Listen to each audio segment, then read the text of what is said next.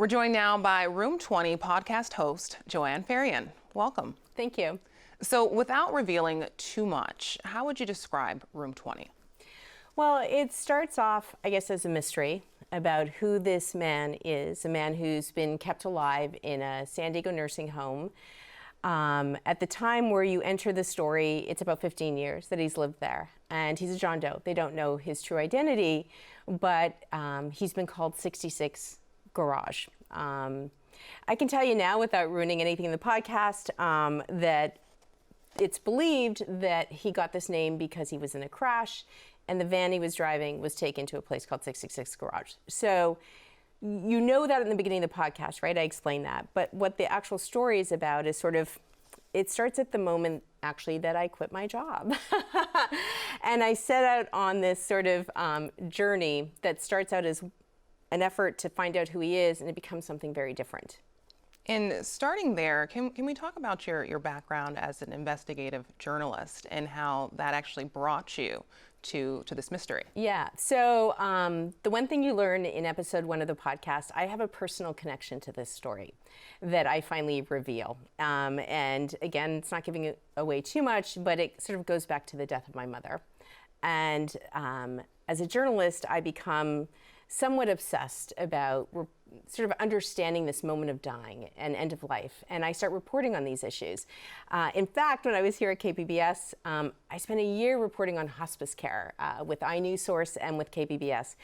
I spent another year with iNewsSource reporting on people kept alive in what are pejoratively known as vent farms, these nursing home units where people are kept on life support, more than 4,000 of them in the state of California. That led me to, there's this guy, right, who's been living this way. So what happens is the podcast basically places you into this man's room 2 weeks after I leave the newsroom. And what about his story and what was initially told to you just drew you to dig further? Well, again, without revealing some of it, I think the personal connection had a lot to do with it with relation to a decision I had made about my own mother's life and death. And that kind of led me to this kind of reporting. I think too, while I was reporting on this man, while I was still employed, I was told he was in a vegetative state. And one day, while I was in the room with the nursing home director discussing this story, he smiled at me. And I mean, I wrote about that smile too. And it stuck with me for a lot of reasons, again, that are revealed in the podcast.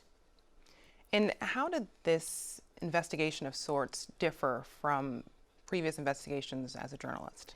You know, I stopped being a journalist, and I sort of am pretty transparent about that, right? We all think as journalists, first of all, I've never believed in objectivity. We all come with our own biases, right? Depending on how you grew up and where you grew up and all those sorts of things. So I've never bought into that.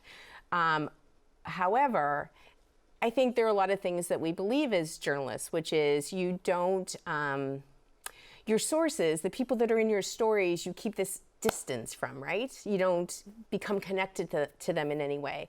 That all changed. And again, episode 1, I mean, I'm gonna tell you now, I tell the listener, it's like, you know what? I lose my objectivity. I absolutely do.